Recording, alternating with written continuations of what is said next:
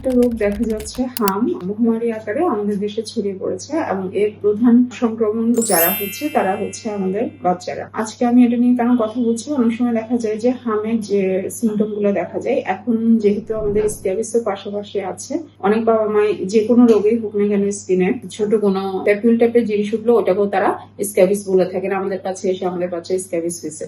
এখন আপনাদের কাছে আসলে অনুরোধ থাকবে আপনারা কোনো মতেই যেন এটা হামের সিজন এবং একটা মহামারীতে রূপ নিয়েছে সেটাকে যেন স্ক্যাবিসের সাথে গুলিয়ে না ফেলে। হামের বাচ্চাদের ক্ষেত্রে প্রথমে খুব হাই ফিভার থাকে, অনেক বেশি জ্বর থাকে, খিচুড়ি হতে পারে, নাক দিয়ে পানি পড়া এবং কমন যে ফ্লু আমরা যেটা পাই কমন কোল্ড ওগুলা থাকে। এর পরবর্তীতে যে পেশেন্টের হচ্ছে ফুসকুড়ির মতো উঠতে থাকে এবং র্যাশের দেখা যায় এবং অনেক সময় অনেক বাচ্চা ক্ষেত্রে মুখের ভেতরেও কিন্তু সাদা দাগ দেখা যায়, যেটাকে আমরা কপটিক স্পট বলে থাকি।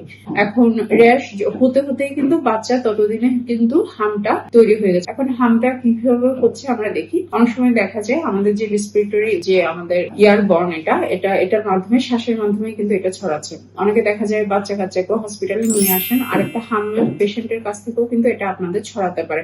এবং হামের যে ভাইরাস গুলা এটা কিন্তু আপনার সার্ফেসে কিন্তু 2 ঘন্টার মতো থাকে এবং আপনার বাচ্চা যদি হাম হয় অথবা ডক্টরের কাছে নেওয়ার পর যদি বুঝতে পারেন তাহলে অবশ্যই প্রথম দিকে একটু সতর্কতা অবলম্বন করবেন, বাচ্চাকে আলাদা করে রাখবেন, মাস্ক পরানোর চেষ্টা করবেন যাতে সে অন্য একটা বাচ্চাকে ইনফেক্টেড করতে না পারে। নর্মালি এটার কোনো আসলে অ্যান্টিভাইরাল ট্রিটমেন্ট নাই। বিশেষ করে দেখা যায় যে যারা ভিটামিন এ ডিফিসিয়েন্সিতে ভুগেন অথবা ম্যালনারিশ যে বাচ্চাগুলো আছে তারা বেশি সমস্যায় পড়তে পারে। অনেক সময় দেখা যায় 9 মাস পর্যন্ত বাচ্চারা তার মায়ের যে ম্যাটারনাল অ্যান্টিবডি যেটা আছে এটার মাধ্যমে কিন্তু হামের প্রোটেকশনটা পেয়ে থাকি। এরপর থেকে আমরা কিন্তু ভ্যাকসিন দেওয়া শুরু করি। নর্মালি যে অ্যান্টিভাইরাল ট্রিটমেন্ট যেহেতু নাই, এটাতে নর্মালি রেস্ট নেওয়া আর জ্বর উঠলে প্যারাসিটামল এগুলো আমরা দিতে পারি। যদি কোনো বাচ্চার ক্ষেত্রে দেখা যায় যে কানে কোনো ইনফেকশন হয়েছে অথবা চোখে কোনো ইনফেকশন হয়েছে, তাছাড়া ডায়রিয়া হয়ে গেছে, নিউমোনিয়া হয়ে গেছে, তাহলে অবশ্যই বাচ্চাকে হচ্ছে নিকটস্থ হসপিটালে নিতে হবে। এই জন্য আপনাদের সবার কাছে অনুরোধ, বাচ্চার শরীরে র্যাশ উঠুক অথবা জ্বর হোক, আপনারা যেহেতু এখন হাম সেজন্য আপনারা একটু সতর্কতার সাথে অবলম্বন করবেন এবং বাইরে থেকে কোনো ফার্মেসি থেকে অথবা কারোর কথা শুনে কোনো ধরনের ওষুধ, কোনো স্টেরয়েড জাতীয় ওষুধ এগুলো ব্যবহার করবেন না।